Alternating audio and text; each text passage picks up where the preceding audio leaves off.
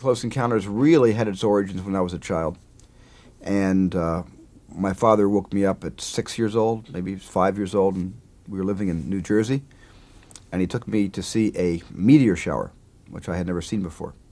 And we drove at 3 o'clock in the morning, which was kind of a scary thing for a small kid to be put into a car at 3 a.m. and driven somewhere where there were a lot of other strange people on picnic blankets on a knoll, a little green knoll. And we looked up into the sky, and there were meteors every 30 seconds, every 45 seconds. It was a spectacular meteor that crossed the sky. And that's what first got me interested in the cosmos and in the possibility of life off the planet. I just can conceive of these ideas, but I couldn't engineer them or even take them further. And I remember how blown away I was by 2001: A Space Odyssey. And I got a list of everybody who was the special effects supervisor on that, and there were a number of them, about four of them. But the name that kept coming up over and over again was Douglas Trumbull. Everybody said, well, Douglas really made big contributions in 2001. I didn't know Stanley Kubrick well enough to call him. Didn't know him at all, actually. So I called Doug Trumbull instead.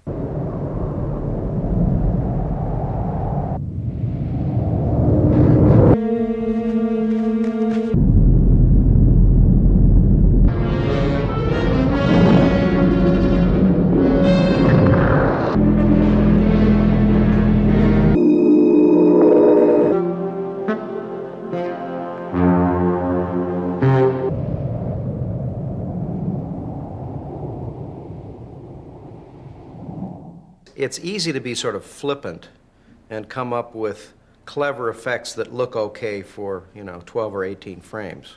Most special effects shots are very brief. I like the idea of creating some crazy illusion that looks so great that you can really hang on it like a big master shot of an epic landscape. That there's got to be something really awesome and beautiful and good enough to look at for a long period of time and not have to cut away from because it's really phony or unsuccessful. Well, from all the reading I did in the area of UFO sightings, everybody reported one thing. I spoke with Stephen a lot and tried to figure out what it was he wanted. And it was sort of, and no sound. You get into that zone where there's no words when for it, 50 to 100 and there's feet no way to diameter articulate or visualize what you witnesses. want to see. And there were never any reports of Stephen had George Jensen, combustion a really engines. Wonderful illustrator, designer, working on the picture, doing storyboard illustrations, and commissioned George to do a lot of little colored paintings red lights of things that he wanted, and I would also Stephen go down thought to he'd like to LAX see. and watch the airplanes coming in. And from a long distance away, you can't And see that the was engines, really but helpful the anti-collision in lights starting and to landing define, lights well, how you'd are go on about full it. blast. And you And could it's tell that wild it was thing like to see looking those into the lights, just glaring lights landing coming in. lights You don't see wings of at night. You don't see landing stabilizers. airplanes. All you see are But soundless airplanes lights. that were strangely And so that was from the very shaped, or, beginning not in my airplanes, but screenplay something else. But what I wanted to do for the UFOs. the issues really Just became lights, lens flares very, very and hard to glowing see lights any and things. Rather than the surface UFO itself, it of was the ships lights, themselves, except not for the parts of the UFO. mothership. Close Encounters is much less of a National Geographic, futurist look at space and travel. Instead, it has its roots in melodrama, and so that allowed me free rein to not let the audience feel any disappointment when they got to the end, but allowed me the courage to let them see ETs. And the universal report about ETs all over the world is not that they're 19 feet tall and they're all hairy and they step on houses, but the universal, with some exceptions, sort of police composite of extraterrestrials are that they are very short with spindly legs and arms and usually oversized heads. In the sequence when the mothership lands and the little extraterrestrials first come out, it was described in the script as a very elaborate thing. First they came out, they looked at us, they flew around everywhere, they did all these special things. It turned out in the movie it was enough to catch an occasional glimpse of them. You didn't really want to see them too closely, except for the articulated figure, which we did months and months later in California when Revolver made the special audio animatronic figure of the extraterrestrial that really does look kind of like E.T. So what I did was I had a chimpanzee but originally when they came out, they were on heads with radio-controlled eyes that moved around, but they didn't do too much else. And further complicated the test by putting roller skates on to make these things come to life,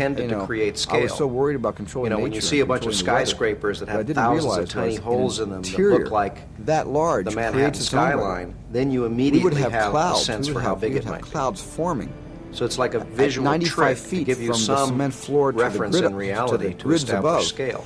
that actual clouds would form, and sometimes would actually And rain. Greg Jean Rain built would be that generated miniature inside quite this quickly, as a matter of structure, fact. and it would be drizzling. we We'd look started up and say, shooting "Where's this tests coming and- from?" and Well, the and humidity from combining it and Alabama the would, smoke and the room clouds would come in there, and it would basically. actually rain on us. This is So definitely it did have weather it. for the inside. mothership. We don't want smoke. We want an atmosphere. We want a miniature atmosphere. So what you need to do in order to see a beam of light photographically, miniature beam of light, let's say the miniature is only a 1/100th the size of a real UFO. You know, you want the mothership to look like it's hundreds of feet across, but it's really only going to be 4 feet across. Then you've got to make the atmosphere 100 times more dense or more it makes dirty than it makes would it a normally little be, bit but harder completely to see evenly things. distributed. So you don't And see it does billowing wonderful smoke. things to light. What you see is If aerial things are close to perspective, the camera, atmosphere, they an atmosphere of if they're density. dark, they can still be nice and black. And so we The started shadows, designing as the they smoke get off room. in the distance, they get misty. So the and idea was to misty, build a and big just room that a was really all black intriguing velvet look to it. inside, so you If really put didn't like see a the room at flashlight or all, something in there, and set up a then you have situation of wonderful ducts and sharp fans light that, and a you smoking can then machine move so that you around could and get all sorts of perspectives. make It's like- smoke, it's like the pump it props into the are room bigger and get than it ever completely before. evenly And you distributed can so play that you with didn't all see that. smoke, you And just that's saw what like fog, Stephen and Doug were doing with evenly the distributed UFOs fog, and then if you and this had these lighting to get effects a lot in of that room, that it started misty looking pretty look. interesting. Just as the mothership turns over and prepares to land, a lighting effect appears on the underbelly of the mothership, wide which sphere suggests that upside there down, are painted white. millions And of it was made up lights of a number of exposures. lighting One was up a at projection once on the underneath underbelly. of moire These were not patterns real shifting, lights. and everything was They were all, motorized also. again, patterns created And by the then there was animation other department. passes of But in this of, case, we did not photograph lights them on that the were animation motorized stand. that were- They the were shutter turned would be into open 8 and the by light would 10 rotate around high in the motor contrast and go on and plates, off, which and were then projected it would onto sequentially go the on and surface off of the at different model. times. And so then that in the this lights case, it appeared was a to model lengthen about and 6 shrink foot during diameter of just the underbelly of the as you mothership, and it ran was the film painted white. continuously. I think composer looking for a film is rather like an actor, I think, who looks at a script to see if there's something in there that's a good part for him. Plus vite, plus vite.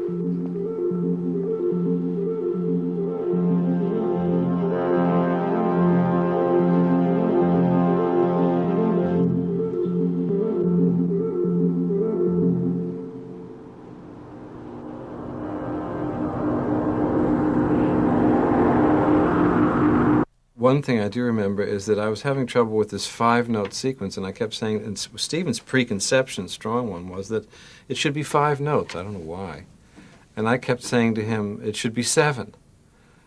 Because I found as I was trying to create these 5-note signal, that 2 more notes somehow seemed to help me to move around the intervals in such a way that I could find something that was more arresting, more original, if you like, or more unique. And he kept saying, no, it should be 5. I really don't know why. But I think that, and my unsuccessful influence of trying to get 7 led nowhere, so we had 5 notes.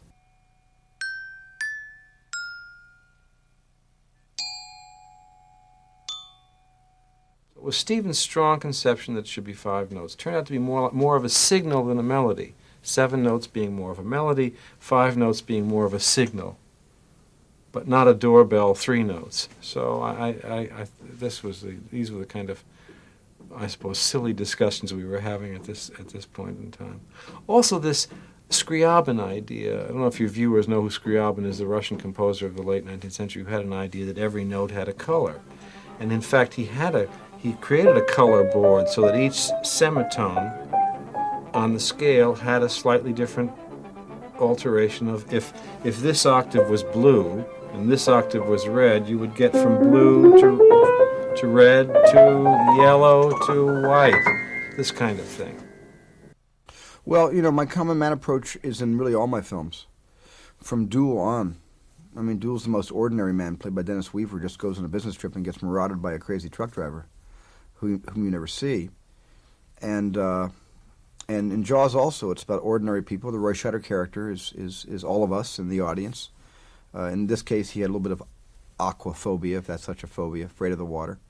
And he gets involved. He's the man that kills the shark in the end. Commonly, Dreyfus is an everyday, wage. You know, some of the physical nice effects nuclear American aspects family. of the UFOs He works, carried on right with into Power Company. live-action photography. There was And he's never the any last person that something absolute extraordinary would comfort happen as to. to what Now, was I'm the not the first ideal way to person go.